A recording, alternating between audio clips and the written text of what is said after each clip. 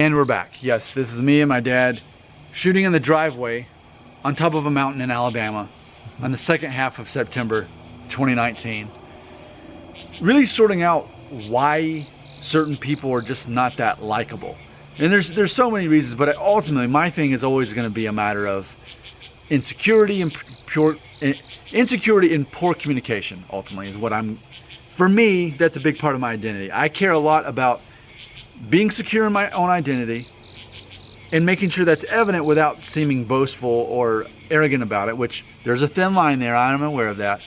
But it's also a matter of being able to communicate clearly with people too. So I think these are very important to my own identity, but you go ahead and tell what you were saying as far as another thing that can make somebody annoying. Yeah, another thing, if someone asks you a question, or if you ask someone a question, you need to listen to their answer. Listen to them and be attentive, you know. I mean, I've had a guy ask me a question, and then before, you know, I don't take a long time telling a story because I know that's annoying. So it's really short, but even in that time, he actually is really not interested even hearing the answer of the question that he just asked me. You know, he's already like, yeah, okay, yeah. And like he's wanting me to stop talking so he can tell his story. Maybe he asked me a question just to open up a conversation so he could tell me his story. You know, that's annoying. Don't do that. Yeah, it's funny because a catchphrase right now that I feel it's kind of one of those subtle trending things is people say, yeah. On one of my favorite YouTubers, Ryan George of Screen Rant, that's one of the things, it's one of his catchphrases that he does, and he's really ultimately making fun of the fact of that concept of people just kind of rushing through, so you'll say whatever it is that you're going to say. And again, it just goes back to the concept of people don't really care about what you want to say. They care more about what they want to say. Sometimes you have to, you know, hashtag read the room. You know, some people, and would you agree, some people don't have a lot to say, so they're depending on you to carry the conversation. Right. I mean, that. Yeah, I know one of those people. So it's a matter of reading the room. Assume half the people in your life are like my dad. You don't really have anything to say, and you kind of just see what they have to say and engage the conversation from there. So when you're dealing with a person like that, it's about finding out what they're into. If they don't really seem to have anything to say, but you're in a space where a conversation needs to keep going, then that's when I'll, by default, start a conversation about myself only to get them talking. And I think that's the opposite of what you're saying.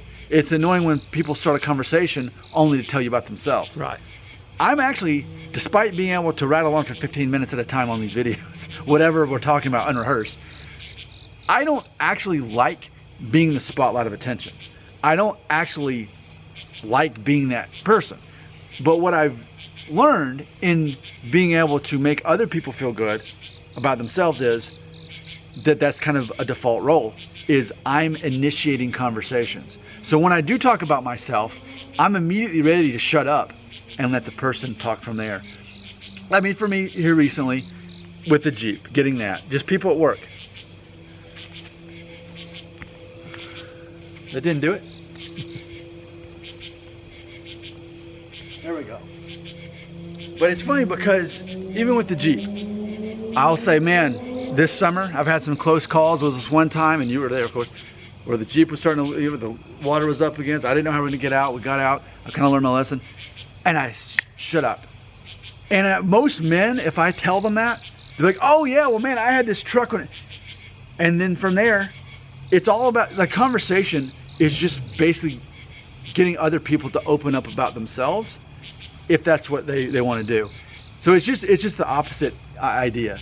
Yeah.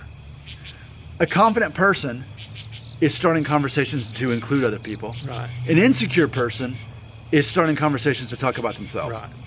Don't do that. It's annoying. People won't like you.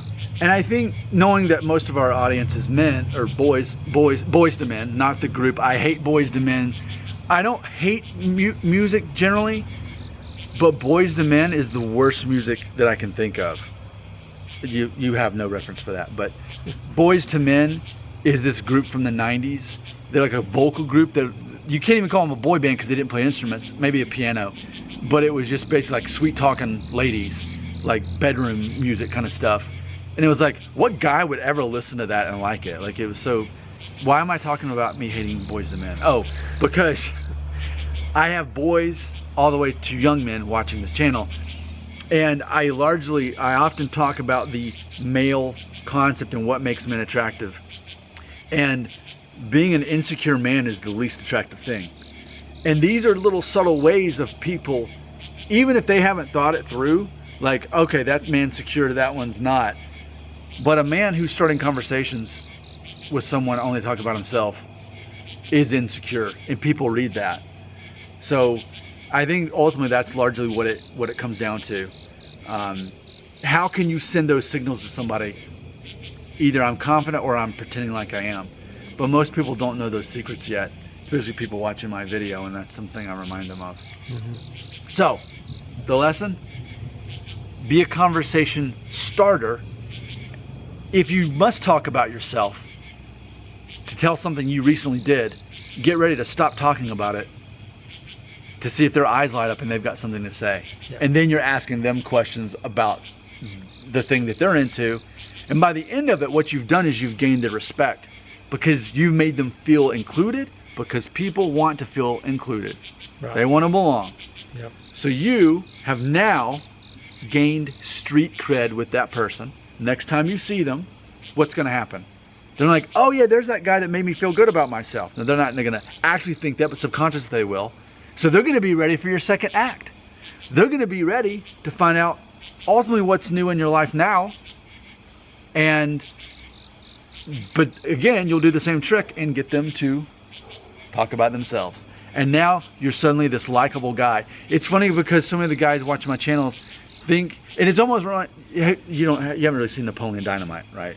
Yes. Okay. You have? Yeah. Okay. Okay. You have? Okay, I couldn't remember. One of my favorite movies.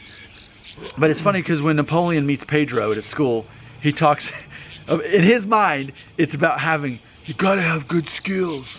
And so he's talking about like being good with sais or swords or whatever it is.